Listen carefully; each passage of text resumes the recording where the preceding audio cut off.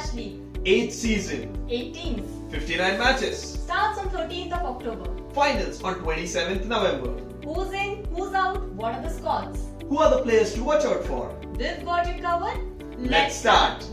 Let's talk about the first team. They were the winners last year, Perth Scorchers. Sophie Devine led them to the victory last season, and it was Marizanne Kapp, the player of the final in the finals. She and Sophie Devine are joined by Maddie Green, who replaces Chamari Attapattu in the team. Beth Mooney and Elana King are the other marquee players in that Perth Scorchers side. Let's talk about Sydney Thunder then. Rachel Haynes will captain the side. She will play her last WBBL. Hannah Darlington, who captained the side last time around, will miss the first half of the tournament due to injury. With Deepti Sharma, Smriti Mandhana and Issy Wong not the part of the side this time around, they've been replaced by Amy Jones, Chloe Tryon and Tammy Vomit.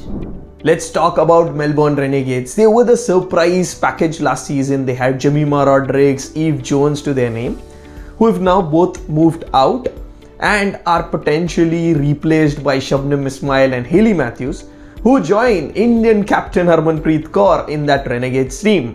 They will be led by Sophie Molyneux, who does not have an Australian contract. Yes, these will be the marquee players for Melbourne Renegades this particular season. The Indian captain Harmanpreet Kaur was also named the player of the series, and Taylor Wilmick will miss out this particular season even though a part of the squad. Talking about the Sydney Sixers, Elise Perry will continue to lead the side and she'll be joined by her Australian teammates Alyssa Healy and Ashley Gardner there. Speaking of the overseas players, Suzie Bates, who led the Oval Invincibles to victory in this year's 100, will be the part of this setup, along with Sophie Eccleston, who will be a prime spinner for the side.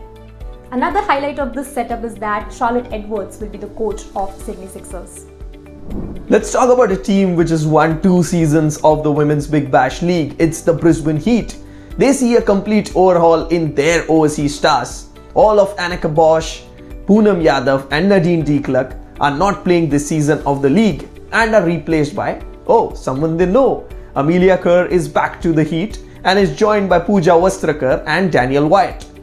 For the first week of the league, both of Pooja Vastrakar and Daniel Wyatt will not be there. And Amelia will be joined by her sister Jess Kerr as an international replacement.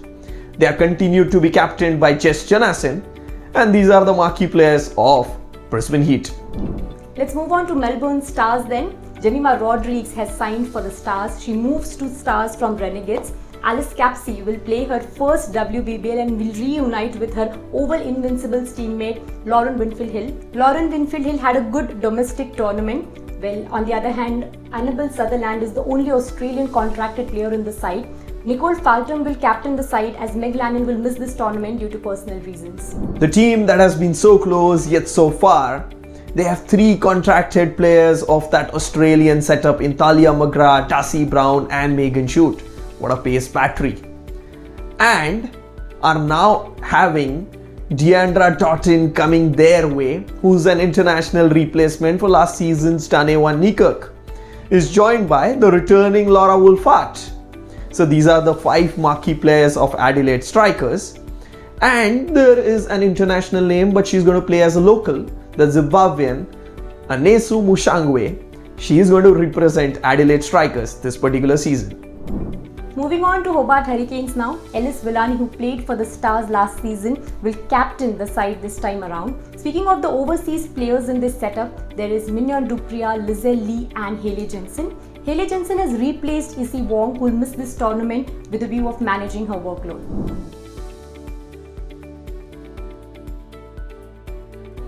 Let's talk about the first player to watch out for. It's Australia's Katie Mack. She represents the Adelaide Strikers in the Big Bash. The number 2 has been associated with her in the last season. She was the 2nd highest run scorer in the Big Bash. And yes, she was the runners-up in the Big Bash as well. Will she be able to make at least number 1 for at least one of the things this particular season? And then, will she get that finally an Australian call-up with both Lanning and Haynes out? Pooja Vastrakar is the other player. She'll play her first overseas league. It will be a great opportunity for her to show her ability as an all-rounder. Being around the foreign players, the coaches and the environment will be a great learning experience for her. Let's talk about Sydney Sixers captain, Ellis Perry. What has she not achieved? I think so everything in the world is what Ellis Perry has achieved. But today, she doesn't find herself in that first Australian 11 in the T20 format. She's still in the squad, but with Lanning and Haynes out, is that finally the time that Perry has to make her mark in order to make that first 11? She had a brilliant 100. She started well in the WNCL. A brilliant WBBL will just be what Ellis Perry wants, finally, with the T20 World Cup in South Africa.